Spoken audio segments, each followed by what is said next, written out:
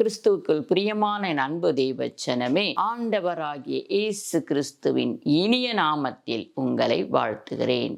இந்த நாளில் தேவன் நமக்கு கொடுத்த வேத வசனத்தை நாம் தியானிப்போம்.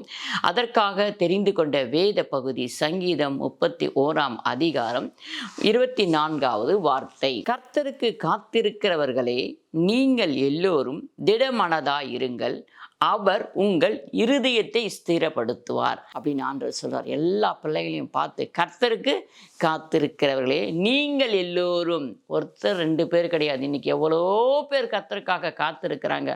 அத்தனை பேரையும் பார்த்து தேவன் சொல்லுகிற ஒரு அழகான வார்த்தை, கர்த்தருக்கு காத்திருக்கிறவர்களே நீங்கள் எல்லோரும் திடமனதாயிருங்கள். திடமனதாயிருங்கப்பா, நான் உங்களுக்கு செய்கிறத நிச்சயமா செய்வேன்ப்பா அப்படின்னு சொல்றாரு.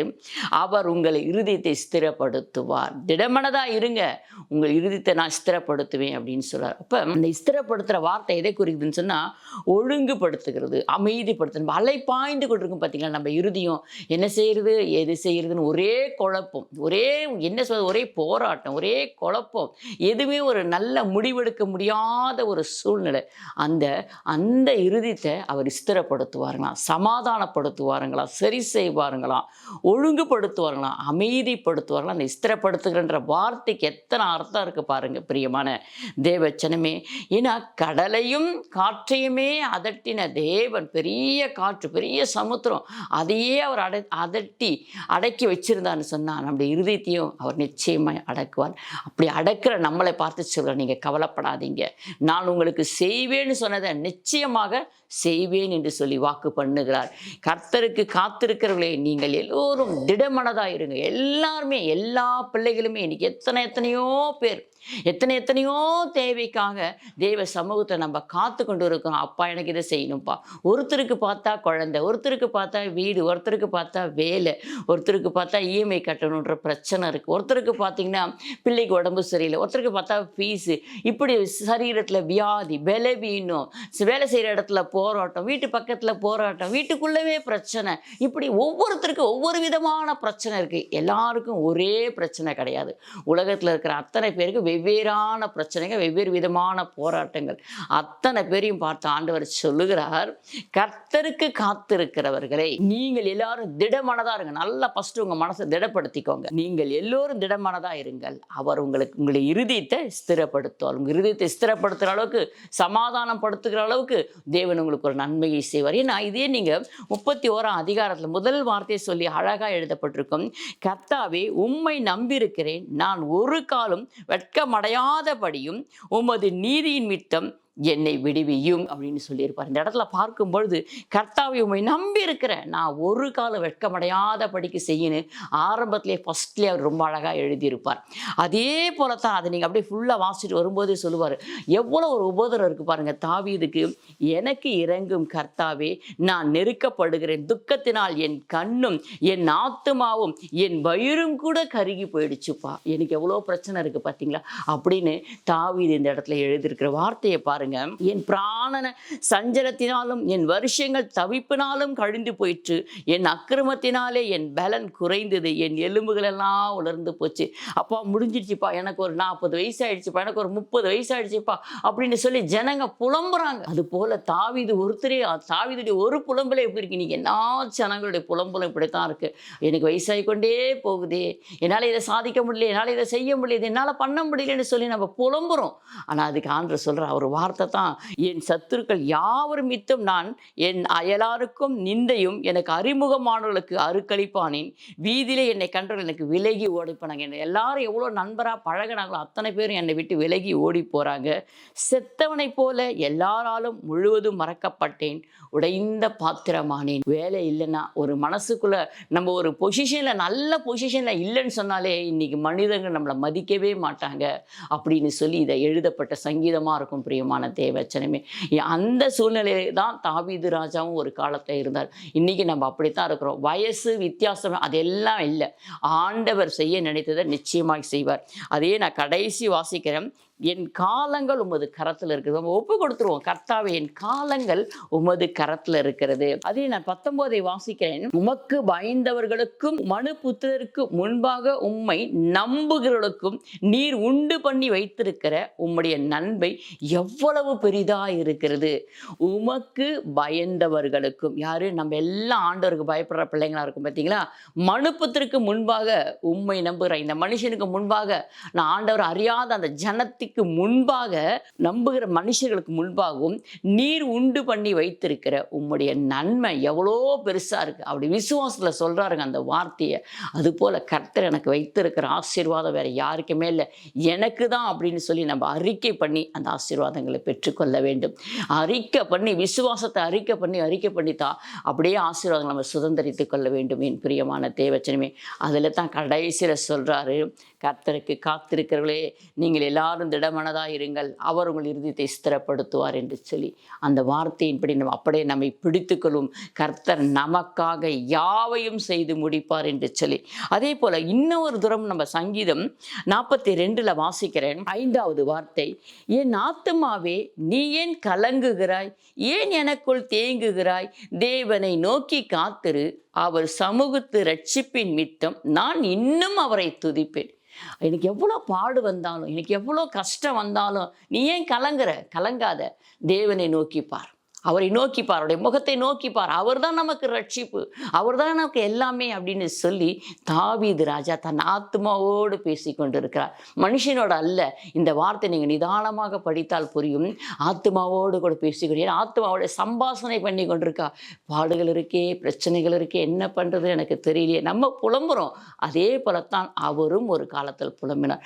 அவரையும் தேவன் ஆசீர்வாதித்து உயர்த்தி வைத்திருக்கார். ஒரு சாட்சி.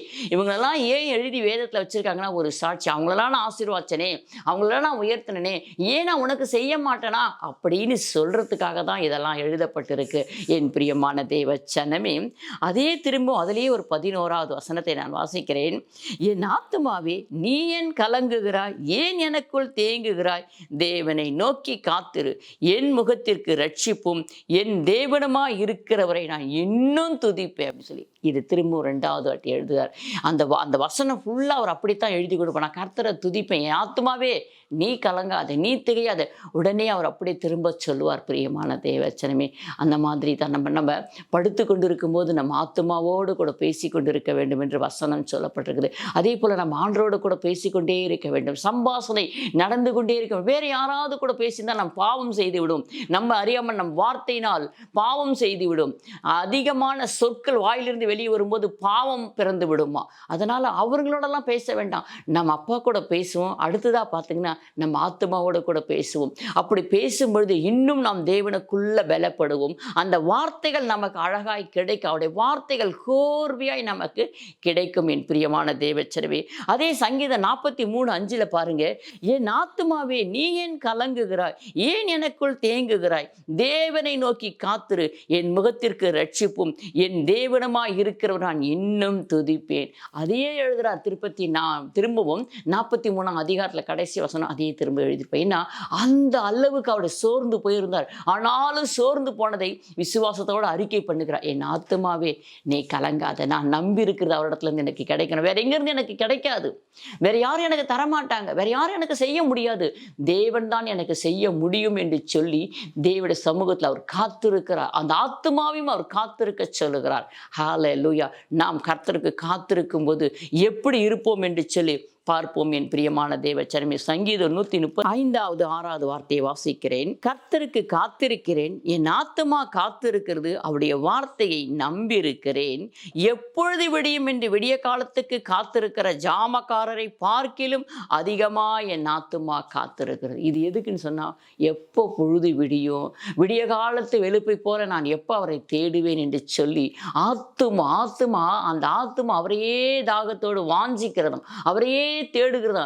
இந்த விடிய காலத்து வெளுப்பு வரும்போது எப்படி இருக்குமோ அப்படி இருக்குமோ, சுகவாழ்வு சீக்கிரத்தில் துளிர்க்கும் என்று சொல்லி, அப்படியா என் பிரியமான தேவ சனமே, கர்த்தருக்கு காத்திருக்கிறேன். கர்த்தருக்கு நான் காத்துக்கிட்டு இருக்கிறேன்ப்பா. இரவெல்லாம் காத்துட்டு இருக்கேன். இரவு ஜெபம் முடிஞ்சிடுச்சு, படுத்தாச்சு. ஆத்துமாவோட கூட பேசிக்கிட்டே இருக்கிறாரு.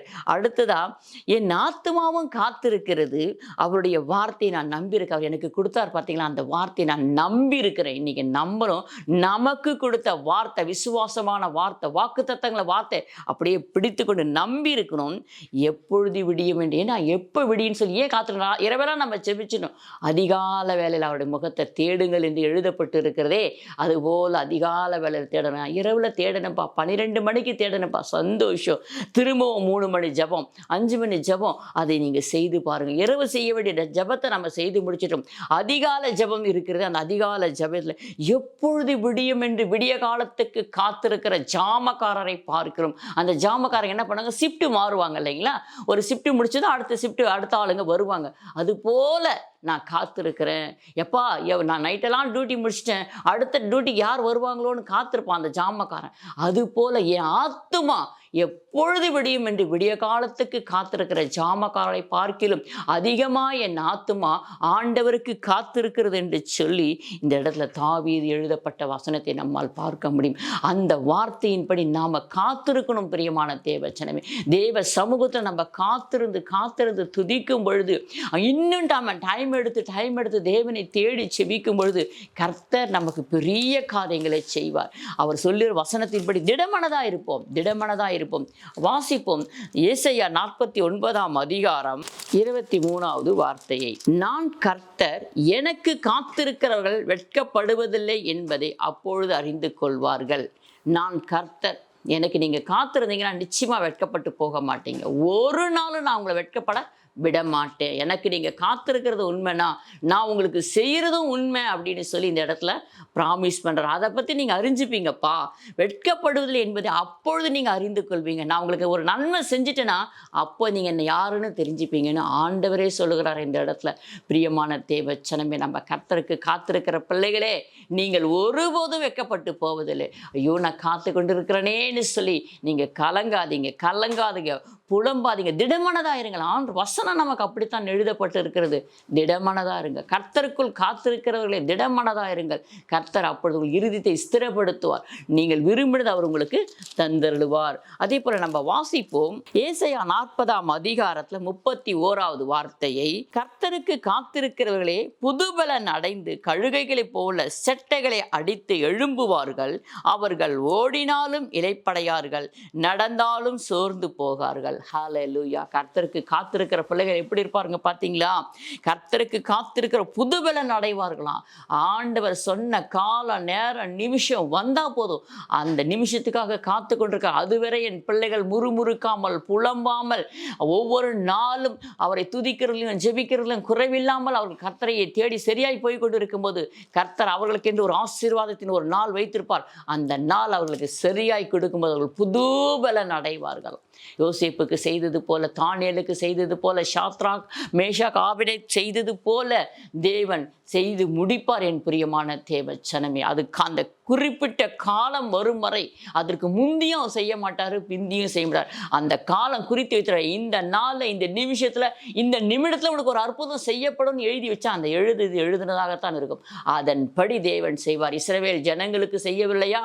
சரியாக செய்து முடித்தார். அதே போலத்தான் நமக்கும் செய்வார். காத்திருக்கணும், சோர்ந்து போகாமல் இருக்கணும். அப்போ நம்ம பலன் அடைந்து சட்டைகளை அடித்து உயர எழும்புவார்கள்.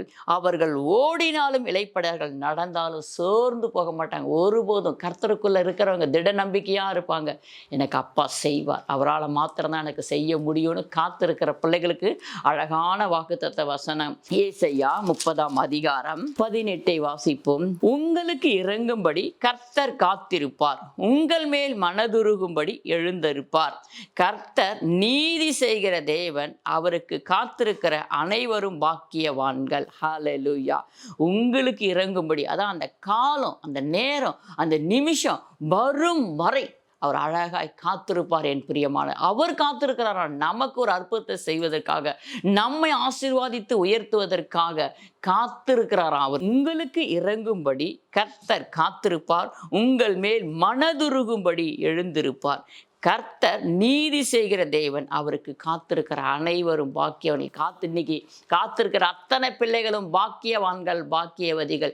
எனக்கு தேவன் இன்னும் செய்யவில்லை, ஆனாலும் நான் இன்னும் துதிப்பேன், அவரையே துதிப்பேன், அதிகால வேளையில துதிப்பேன், இரவில் துதிப்பேன் சொல்லி வைராகியமாக வாழ்ந்து கொண்டிருக்கிற பிள்ளைகள் அத்தனை பேருக்கும் பாக்கியவான்களாய், பாக்கியவதிகளாய் கர்த்தர் உங்களை வைத்திருக்கிறார். என் பிரியமான தேவ சனமே, ஒருபோதும் நம்ம சோர்ந்து போகாம திடமனதாக இருக்கும் பொழுதுதான் கர்த்தருக்கு நம் பாக்கியவானாய், பாக்கியவதியாய் இருக்க முடியும். இந்த வாழ்கிற வாழ்க்கை கொஞ்ச காலம்தான். இந்த கொஞ்ச கால வாழ்க்கையை நம்ம அநேக பாடுகள் அனுபவிக்கிறோம். நம்மளால சில நேரத்தில் தாங்க முடியறதில்ல, அந்த தாங்க முடியாம புலம்பிடுகிறோம். அதையும் தேவன் பார்ப்பார். ஆனால் உடனே கொஞ்ச நேரத்தில் அப்பா நான் புலம்பிட்டேன், என்னை மன்னிச்சிடுங்கப்பான்னு மன்னிப்பு கேட்டு அவருடைய அரவணைப்புக்குள்ள நம்ம போய் சேர்ந்து கொள்ளும்போது தேவன் நம்மை அரவணைத்து கொள்ளுவார். கவலைப்பட வேண்டாம், ஐயோ நம்மளால முடியலையே, அப்பா நம்மளை கைவிட்டு இருப்பாரோ அப்படின்னு நீங்க நினைக்காதீங்க. நிச்சயமா அவர் ஒருபோதும் கைவிட மாட்டார். நான் நம்புகிற மனுஷன் வேணா கைவிடலாம், பெற்ற தாய் தகப்பன் வேணா கைவிடலாம், புருஷன் வேணா கைவிடலாம், பிள்ளைங்க வேணா கைவிடலாம், ஆனா தேவன் ஒருபோதும் கைவிடவே மாட்டார். அவர் கைவிடாத நல்ல தகப்பன். ஹல்லேலூயா. யோசேப்புக்கென்று ஒரு நேரத்தையும் காலத்தையும் வைத்திருந்தார். அதுவரை பொறுமையாய் இருந்தார். யோசேப்பு சிறைச்சாலையில் இருக்கும் போதும் இருந்தார், போர்த்திபா வீட்டில் இருக்கும் போதும் இருந்தார், கூடவே அடி வாங்கும் போதும் கூடவே இருந்தார். ஏன்னா அந்த வசனம் யோசேப்பை புடமிட்டு, அந்த வார்த்தை யோசேப்பை புடமிட்டது. அந்த நிமிஷம் முடிவரை பார்வோனுக்கு ஒரு தரிசனம் கொடுத்து பார்வோனையே கதி கலங்க வைத்து யோசேப்பை கொண்டு வர சொல்லி அந்த இடத்துல கொண்டு போய் நிறுத்தி எவ்வளவு அழகாய் நடக்குது பார்த்தீங்களா. இதெல்லாம் தேவனுடைய திட்டம். ஏனோ தானோ என்று எதுவுமே நடந்து விடாது.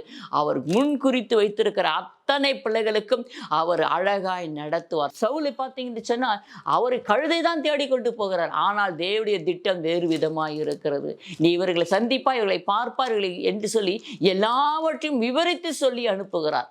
அதுபோலத்தான் அவருக்கு ஒரு மனுஷன் வேண்டும் என்று சொன்னார், ஒரு மனுஷனை அவர் உயர்த்த வேண்டும் என்று சொன்னார், எப்படியாகிலும் எங்கிருந்தாலும் அவர் கூட்டி சேர்ப்பார். ஹல்லேலூயா. சாரிபாத் விதவையை அவர் முன்குறித்து வைத்திருந்தார். ஏன்னா இரக்கம் தானே, எல்லா பணக்காரர்களையும் முன்குறித்து வைக்க மாட்டார், ஏழைகளையும் அவர் கண்ணோக்கி பார்க்கிற தேவன், கூப்பிடுகிற காக்கை குஞ்சுக்கும் பதில் கொடுக்கிற தேவன். அப்படியாப்பட்ட தேவன் நம் தேவனாய் இருக்கிறபடினால் நாம் சோர்ந்து போக வேண்டாம், நாம் பின்வாங்கி போக வேண்டாம், முறுமுறுக்க வேண்டாம், கவலைப்பட வேண்டாம். கர்த்தரை அண்டி வாழும் பொழுது நமக்கு தேவன் எவ்வளோ நன்மைகளை செய்ய வல்லவராக இருக்கா. அதற்காக நாம் இன்னைக்கு நாம் வாழ்ந்து கொண்டிருக்க காலத்தில் நமக்கு நன்மை இல்லைன்னு சொல்ல முடியுமா? சொல்ல முடியாது. நான் அன்னன்னைக்கு தேவையான நன்மைகளையும் நல்ல ஈவுகளையும் தயவுகளையும் மன்னிப்பையும் நமக்கு கொடுத்து கொண்டு தான் இருக்கிறேன். ஆனால் நம்ம எதிர்பார்க்கிற ஒரு பெரிய ஆசீர்வாதம் அதுக்கு காலம் தாமதிக்கும். அந்த காலம் தாமதித்தாலும் அதற்கு நாம் காத்திருன்னு சொல்லுகிறார். ஹல்லேலூயா. யோசேப்புக்கு அந்த குழியிலேயே அவன் மரித்து போயிருக்கலாம், ஆனால் அங்கே மறிக்க விடாமல் தேவன் அந்த குழியிலிருந்து எடுத்து, சரி அண்ணனோட இருக்கிறா இல்லை, திரும்பவும் என்ன பண்ணுறாங்க, விற்கப்பட்டு திரும்ப அந்த இடத்துக்கு கொண்டு வந்து அங்கேயும் அவர் அந்த வேலைக்காரன் யோசேப்பை போட்டு அடிக்கிறது. எவ்வளோ இன்னும் உன்னுடைய கடவுள் பெரிய கடவுளா அப்படின்னு சொல்லி அங்கேயும் அடிக்கிறது. போர்த்திபா வீட்லையும் அவன் ஒரு வேலைக்காரனாக இருக்கிறான். அந்த இடத்துல ஆண்டவர் அவனை உயர்த்தி வைக்கிறதை நம்மால் பார்க்க முடியும். இப்படித்தான் கர்த்தர் எந்த இடத்துல கூடவே இருப்பார். ஆனால் பார்க்கறதுக்கு நாம் தரைமட்டமாக இருப்பதை போல இருப்போம், ஆனால் அந்தந்த இடத்துல தேவன் நம்மை உயர்த்தி வைப்பார். ஹல்லேலூயா. மனுஷன் கண்களில், அதிகாரிகள் கண்களெல்லாம் நமக்கு தயவு கிடைக்கும்படி செய்வார். என் பிரியமான தேவச்சனமே, கர்த்தரை நம்மால் புரிந்து கொள்ளவே முடியாது, அவ்வளவு அளவுக்கு நம்மை நேசிப்பார். ஆனால் நம்ம சரியான பாதையில் வர வேண்டும் என்பதற்காக நம்மளை என்ன பண்ணால் நொறுக்கி பிழிந்து கொண்டு போய் சேர்ப்பார். ஹல்லேலூயா. இல்லை என்று சொன்னால் நாம் என்ன சொல்வோம், நமக்கு குடும்பம் இருக்குது, என்னால் முடியாது, இது பண்ண முடியாது அப்படி நம்ம சொல்லுவோம். அதனால் ஆண்டவரே அவருக்கு பிரியமானவர்களை நொறுக்க சித்தமாயிரு, யாரை வைத்திருக்கிற அவர்களை நொறுக்கி எடுத்துக்கொண்டு போய் அவர்களை வழி நடத்துவார். பவுலை அப்படித்தானே வழி நடத்தினார். எனக்கு என்னுடைய பாத்திரமா இருக்கிறான், இவன் என் நிமித்தம் எவ்வளவு பாடுபட வேண்டும் என்று எழுதியிருக்கிறது அப்படின்னு சொல்லி பாடுபடுத்தி பவுலை கொண்டு போவார். எவ்வளவு அழகான நிருபங்களை எழுதியிருக்கிறார் பவுல். அந்த மாதிரி பிரியமான தேவச்சனமே, நாம் கவலைப்படுவதனால ஒன்றுமே ஆக போறதில்லை.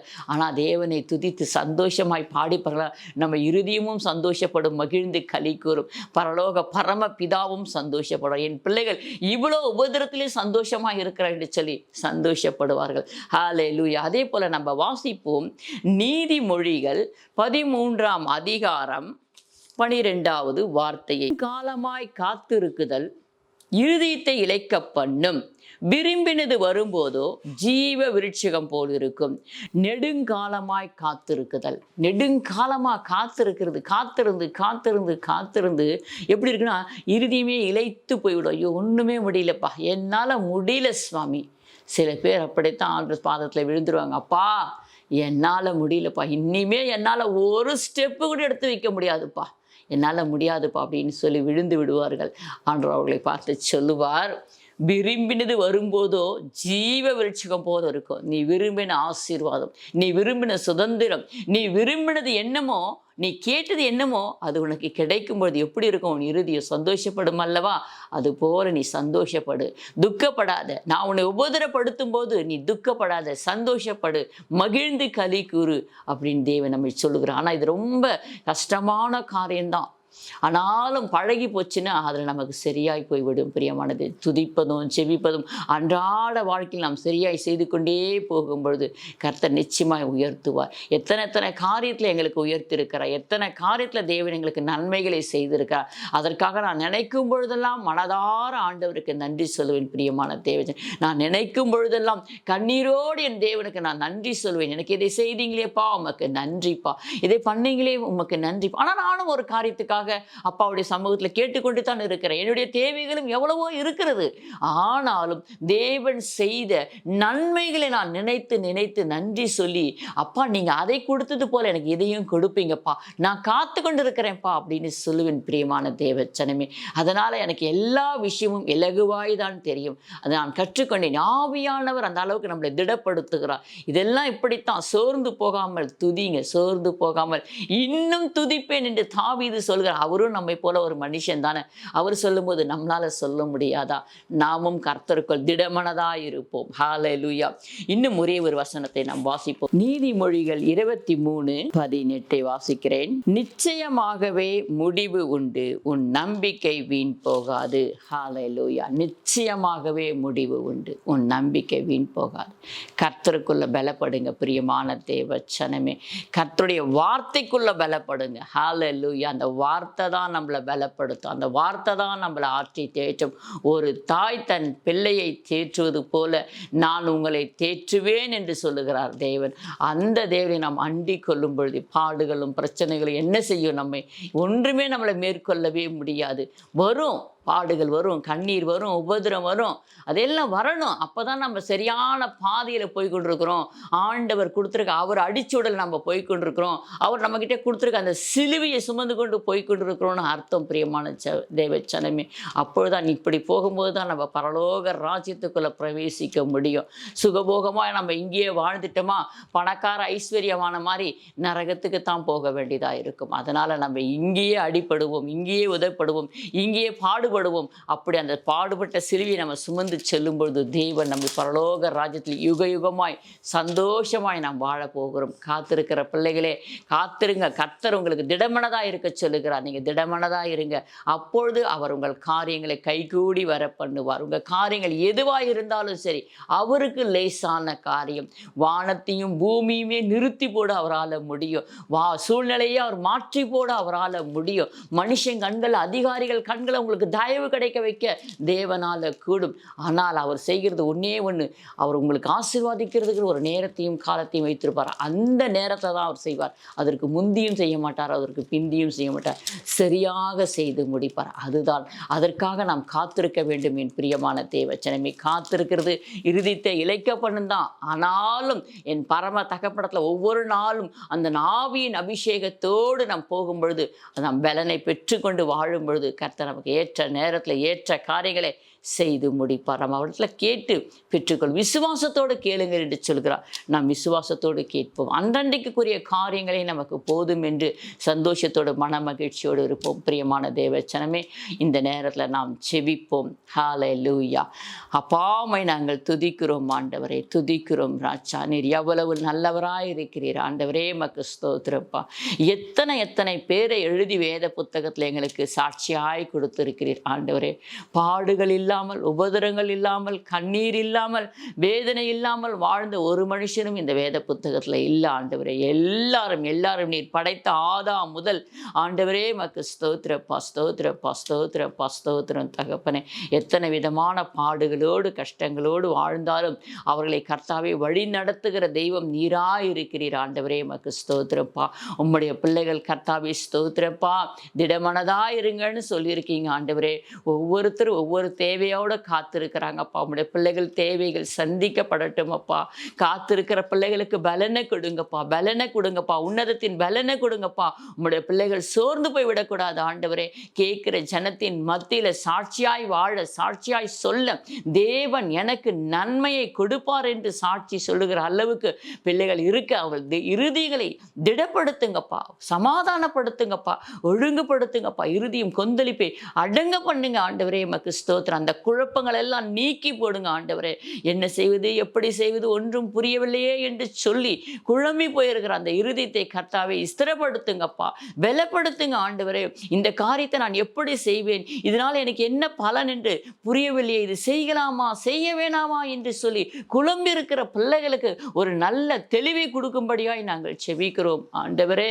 தகப்பனே, இந்த நேரத்தில் கர்த்தாவே உம்முடைய பிள்ளைகள் காத்திருந்து செபிக்கிற அத்தனை பிள்ளைகளும் நீர் ஆசீர்வாதிப்பீராக, பல்லுக பெருக செய்வீராக, அவருடைய தேவைகளை சந்திப்பீராக ஆண்டவரே. உம்மையே நோக்கி பார்க்கிற உம்முடைய பிள்ளைகளுக்கு நீர் மனம் இறங்குவீராக அப்பா. உமக்கு எல்லாமே லேசான காரியம் ஆண்டவரே. உம்முடைய கரத்தில் நாங்கள் ஒப்புக் கொடுக்கிறோம். பலன் உள்ளவனுக்கும் பலன் அற்றவனுக்கும் உதவி செய்து உமக்கு லேசான காரியமாக இருக்கிறபடினால் என் தகப்பனை உம்மை நோக்கி பார்க்கிற ஒவ்வொரு பிள்ளைகளுக்கும் நீர் இரக்கம் செய்யும்படியாய் செபிக்கிறேன்ப்பா. எனக்கு அப்பா இல்லையே, அம்மா இல்லையேன்னு அனாதையாக இருக்கிறதை சொல்லி கண்ணீர் விடுகிற பிள்ளைகளை ஆற்றி தேற்றுவீராக தகப்பனே. மக்கு ஸ்தோத்திரம். எனக்கு ஆறுதல் சொல்ல யாரும் இல்லையேன்னு சொல்லி கண்ணீரோடு இருக்கிற பிள்ளைகளுக்கு நல்ல ஆறுதலை கொடுப்பீராக ஆண்டவரே. மக்கு ஸ்தோத்திரப்பா, ஸ்தோத்திரப்பா. என் பிள்ளைகள் எப்படி இருக்கிறாங்களேன்னு சொல்லி கண்ணீர் விடுகிறவர்களுக்கு கண்ணீரை துடைப்பீராக, பிள்ளைகளை சீர்படுத்துவீராக ஆண்டவரே. மக்கு ஸ்தோத்திரப்பா. வேலையை கட்டளையிடுவீராக. உடைய பிள்ளைகளுக்கு நல்ல நல்ல வேலைகளை, நல்ல சம்பளங்களும், கையிட்டு செய்கிற வேலைகளை ஆசீர்வாதித்து தருவீராக தகப்பனே. மக்கு ஸ்தோத்திரப்பா. நீங்க பொறுப்பெடுத்து கொண்டு பலப்படுத்துங்க, பாதுகாத்து கொண்டு வழி நடத்துங்க ஏசப்பா. உங்களுடைய வல்லமையுள்ள கரத்தில் ஒப்புக் கொடுக்கிறோம். நாங்கள் ஒன்றுமில்லாமல் உங்க முகத்தையே நோக்கி பார்க்கிறோம் ஆண்டவரே. எங்களுக்கு வேற எங்கிருந்து ஒத்தாசை வராது ஆண்டவரே. உம்மிடத்திலிருந்து தான் எங்களுக்கு ஒத்தாசை வர வேண்டும் ஆண்டவரே. நாங்கள் காத்திருக்கிறோம் ஆண்டவரே. ஒத்தாசை வரும் பர்வதங்களுக்கு நேராக எங்கள் கண்களை நாங்கள் ஏறெடுத்து காத்திருக்கிறோம் அப்பா. நீர் எங்களுக்கு உதவிகளை அனுப்புவீராக, ஒத்தாசைகளை அனுப்புவீராக, நன்மைகளை அனுப்புவீராக, நல்ல ஈவுகளை எங்களுக்கு அனுப்புவீராக ஆண்டவரே. நல்ல ஆசீர்வாதங்களை எங்களுக்கு தருவீராக அப்பா. உமக்கு ஸ்தோத்திரப்பா, ஸ்தோத்திரப்பா, ஸ்தோத்திரப்பா.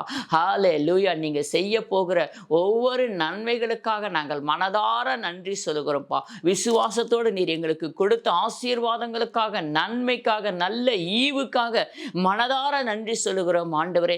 சூழ்நிலைகளை மாற்றி போடுகிற கர்த்தருக்கு ஸ்தோத்திரப்பா, ஸ்தோத்திரப்பா, ஸ்தோத்திரம் தகப்பனே. யோசேப்புடைய வாழ்க்கை குழியிலேயே முடிஞ்சிச்சுன்னு நினைச்சான். ஆனாலும் அந்த குழியிலிருந்து தூக்கி எடுத்த தேவன் ஆண்டவரே நீங்க அப்பா. உமக்கு ஸ்தோத்திரப்பா. அப்படியாய் கூட கர்த்தாவே எத்தனை பிள்ளைகள் ஆண்டவரே இதிலிருந்து நான் வெளியே வந்தா போதும் என்று நினைக்கிற பிள்ளைகளை நீர் வெளியே அழைத்து கொண்டு வருவீராக, மேன்மைப்படுத்துவீராக, ஆசீர்வாதிப்பீராக அப்பா. உடைய வல்லமையுள்ள கரத்தில் ஒப்புக் கொடுக்கிறோம் எங்கள் ஜீவுள்ள நல்ல பிதாவே, ஆமேன். என் ஆத்துமாவே கர்த்தரை ஸ்தோத்திரி, என் முழுவலுமே பரிசுத்த நாமத்தை ஸ்தோத்திரி. என் ஆத்துமாவே கர்த்தரை ஸ்தோத்திரி, அவர் செய்த சகல உபகாரங்களை என்றும் மறவாதே. ஆமேன். ஹல்லேலூயா. God bless you. கர்த்தர் உங்களை ஆசீர்வதிப்பாராக. ஆமேன், ஆமேன்.